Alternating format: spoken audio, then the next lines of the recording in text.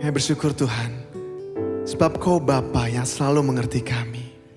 Ini kami umat-Mu, ini kami anak-Mu, kami mau datang sujud di altar-Mu Tuhan. Bila hati terasa berat, tak seorang pun mengerti bebanku. Ku tanya Yesus, apa yang harus ku buat? Dia berfirman, mari datanglah. Dia selalu pedulikan aku. Ku datang Yesus, Dia pikul segala bebanku. Sujud di altarnya, ku bawa hidupku. Ku terima anugerahnya, diampuniku dan bebaskanku.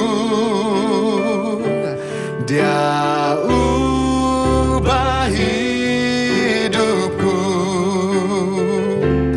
barui hatiku. Sesuatu terjadi saat datang di altarnya. Dia berfirman, mari datanglah. Dia berfirman, mari datanglah.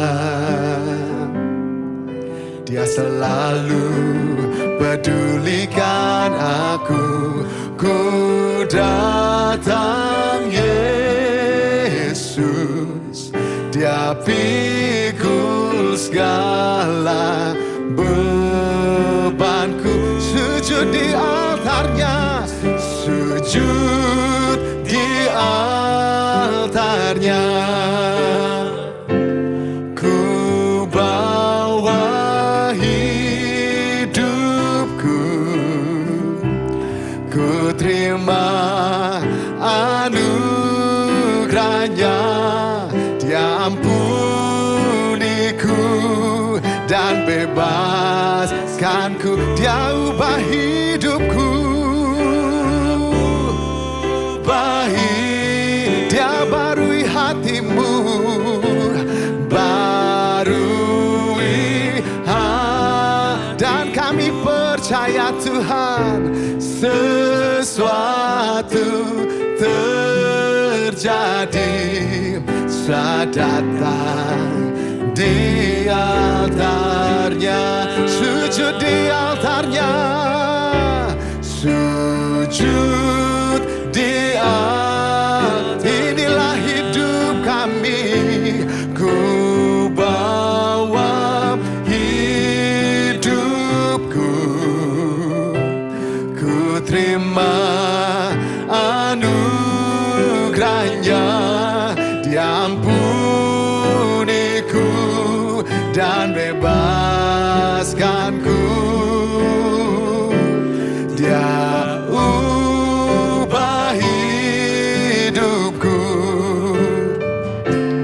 barui hati. Dan kami percaya Tuhan, sesuatu terjadi, pemulihan terjadi, pemulihan mujizat terjadi, mujizat kemenangan terjadi, kemenangan terjadi saat datang di altarnya. Kami datang sujud menyembah-Mu. Kami datang sujud membawa hidup kami hanya ke dalam tangan-Mu Tuhan. Kami menyerahkan hidup kami menyerahkan beban kami. Sebab Kau Allah yang sanggup, Kau Allah yang besar, Kau Allah yang mengerti kami. Tiada yang mustahil bagi-Mu. Terima kasih Yesusku.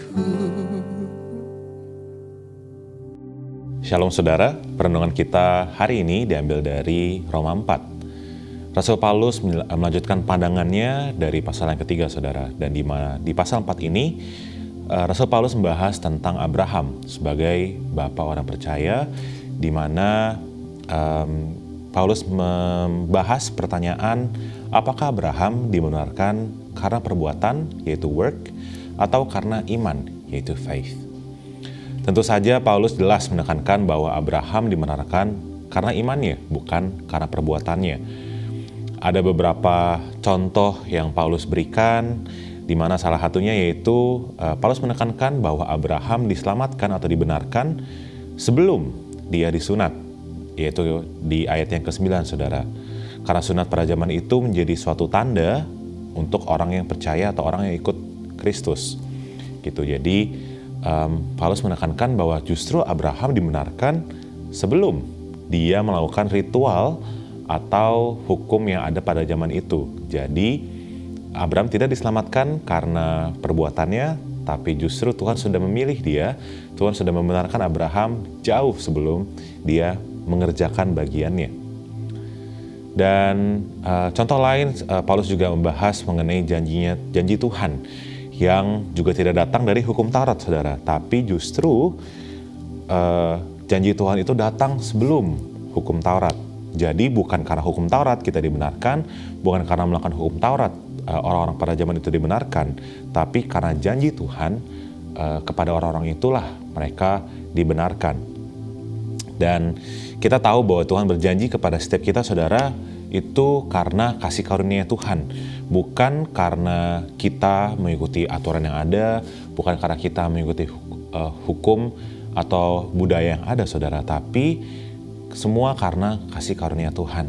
Sama seperti Tuhan yang datang ke dunia untuk menebus setiap dosa kita. Dan padahal Tuhan pun masih tahu kalau kita masih berdosa, saudara. Jadi Tuhan memilih buat mati di kayu salib padahal dia tahu bahwa kita masih akan berdosa. Itulah bentuk kasih karunia Tuhan untuk setiap kita, saudara. Jadi saat Tuhan mati di kayu salib, kita sudah dibenarkan. Bukan karena perbuatan kita, tapi karena perbuatan Tuhan, karena karya Tuhan di kayu salib. Jadi ada dua perenungan untuk setiap kita, saudara, hari ini. Yang pertama, apakah selama ini kita masih berusaha dengan kekuatan kita untuk dibenarkan dalam Tuhan? Usaha kita dengan misalnya kita mencari posisi di dalam pekerjaan kita mencari pujian orang lain, kita mencari pembenaran diri dan sebagainya. Apakah kita masih mencoba berusaha untuk mendapatkan kebenaran itu, saudara? Mungkin juga dengan kita juga masih berusaha untuk baca Alkitab sebanyak-banyaknya supaya Tuhan memberkati kita. Kita berusaha untuk melayani apapun itu supaya Tuhan memberkati kita. Apakah salah untuk membaca Alkitab sebanyak-banyaknya? Apakah salah untuk melayani? Tentu tidak, saudara. Tapi menjadi salah di saat motivasi kita, tujuan kita adalah untuk mengejar kebenaran. Padahal kebenaran sudah kita dapat. Jadi perenungan yang kedua adalah apa yang harusnya kita lakukan di saat kita sudah tahu kalau Tuhan sudah membenarkan kita. Apa respon kita yang seharusnya kita berikan di saat kita sudah tahu bahwa Tuhan sudah mati di kayu salib dan Tuhan sudah memilih kita? Apa respon kita, saudara? Marilah kita mau percaya kepada Tuhan, kita mau pegang janji Tuhan, karena kekuatan kita, pengharapan kita datang bukan dari manusia, saudara. Bukan dari posisi atau jabatan yang diberikan, bukan dari kekayaan yang kita punya, bukan dari sebanyaknya pelayanan yang kita lakukan, bukan dari perbuatan baik kita, saudara, tapi pengharapan kita datang hanya dari Tuhan sebagai juru selamat kita. Jadi biarlah setiap kita dibenarkan oleh iman, bukan karena perbuatan kita masing-masing. Demikian renungan kita hari ini, mari kita berdoa. Tuhan, kami bersyukur kalau Tuhan mengasihi kita, kalau Tuhan mati untuk setiap kami. Kami bersyukur Tuhan kalau Tuhan tidak melihat perbuatan kami, karena kami tahu Tuhan seberapa hebat pun diri kami, Tuhan seberapa banyak perbuatan baik pun yang kami lakukan, Tuhan itu nggak cukup bagimu Tuhan, karena kemuliaan-Mu lebih besar daripada apapun yang kami kerjakan, karena kuasa-Mu Tuhan lebih besar daripada apapun yang kami bisa berikan Tuhan. Tapi yang hanya kami bisa berikan yaitu kehidupan kami Tuhan, yaitu hati kami Tuhan, hati yang mau menyembah-Mu, hati yang mau taat kepadamu Tuhan. Biarlah Tuhan ajar kami untuk punya hati yang tulus, untuk punya hati yang tak bercelah Tuhan di hadapan-Mu Bapa. Biarlah Tuhan motivasi hidup kami bukan untuk mencari kebenaran, tapi karena kami tahu Tuhan kami sudah dibenarkan, oleh itu Tuhan kami mau melakukan bagian kami, yaitu untuk taat kepadamu, untuk melayani-Mu, dan untuk mengerjakan apapun yang menyenangkan hati-Mu Tuhan. Terima kasih Bapa, inilah kerinduan kami, inilah doa-doa kami Tuhan, kami serahkan ke dalam tangan-Mu. Di dalam nama Tuhan Yesus Kristus kami telah berdoa dan bersyukur. Haleluya. Amin. Roma 4. Abraham dibenarkan karena iman.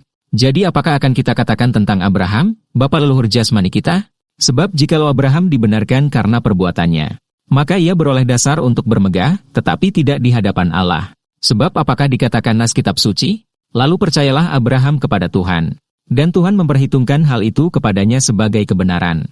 Kalau ada orang yang bekerja, upahnya tidak diperhitungkan sebagai hadiah, tetapi sebagai haknya. Tetapi kalau ada orang yang tidak bekerja, namun percaya kepada Dia yang membenarkan orang durhaka, imannya diperhitungkan menjadi kebenaran.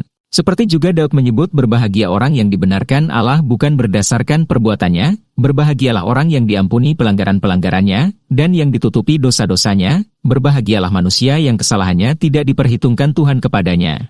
Adakah ucapan bahagia ini hanya berlaku bagi orang bersunat saja atau juga bagi orang tak bersunat? Sebab telah kami katakan bahwa kepada Abraham iman diperhitungkan sebagai kebenaran. Dalam keadaan manakah hal itu diperhitungkan? Sebelum atau sesudah ia disunat? Bukan sesudah disunat, tetapi sebelumnya. Dan tanda sunat itu diterimanya sebagai meterai kebenaran berdasarkan iman yang ditunjukkannya sebelum ia bersunat. Demikianlah ia dapat menjadi bapa semua orang percaya yang tak bersunat, supaya kebenaran diperhitungkan kepada mereka. Dan juga menjadi bapa orang-orang bersunat, yaitu mereka yang bukan hanya bersunat, tetapi juga mengikuti jejak iman Abraham, bapa leluhur kita, pada masa ia belum disunat. Sebab bukan karena hukum Taurat telah diberikan janji kepada Abraham dan keturunannya, bahwa ia akan memiliki dunia, tetapi karena kebenaran, berdasarkan iman. Sebab jika mereka yang mengharapkannya dari hukum Taurat, menerima bagian yang dijanjikan Allah, maka sia-sialah iman dan batalah janji itu. Karena hukum Taurat membangkitkan murka, tetapi di mana tidak ada hukum Taurat, di situ tidak ada juga pelanggaran. Karena itulah kebenaran berdasarkan iman supaya merupakan kasih karunia, sehingga janji itu berlaku bagi semua keturunan Abraham, bukan hanya bagi mereka yang hidup dari hukum Taurat, tetapi juga bagi mereka yang hidup dari iman Abraham. Sebab Abraham adalah bapa kita semua, seperti ada tertulis, engkau telah kutetapkan menjadi bapa banyak bangsa, di hadapan Allah yang kepadanya ia percaya, yaitu Allah yang menghidupkan orang mati, dan yang menjadikan dengan firman-Nya apa yang tidak ada menjadi ada. Sebab sekalipun tidak ada dasar untuk berharap, namun Abraham berharap juga dan percaya, bahwa ia akan menjadi bapa banyak bangsa, menurut yang telah difirmankan, demikianlah banyaknya nanti keturunanmu.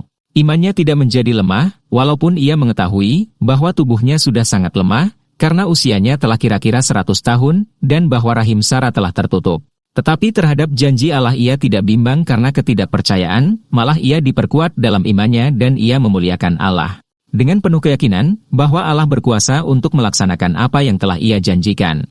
Karena itu hal ini diperhitungkan kepadanya sebagai kebenaran. Kata-kata ini, yaitu, hal ini diperhitungkan kepadanya, tidak ditulis untuk Abraham saja, tetapi ditulis juga untuk kita, sebab kepada kita pun Allah memperhitungkannya. Karena kita percaya kepada Dia, yang telah membangkitkan Yesus, Tuhan kita, dari antara orang mati, yaitu Yesus, yang telah diserahkan karena pelanggaran kita dan dibangkitkan karena pembenaran kita.